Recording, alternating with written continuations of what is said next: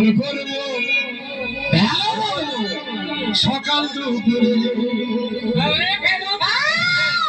আমি ভোডাফোনের মোবাইল আমায় দিয়ে দেন আগে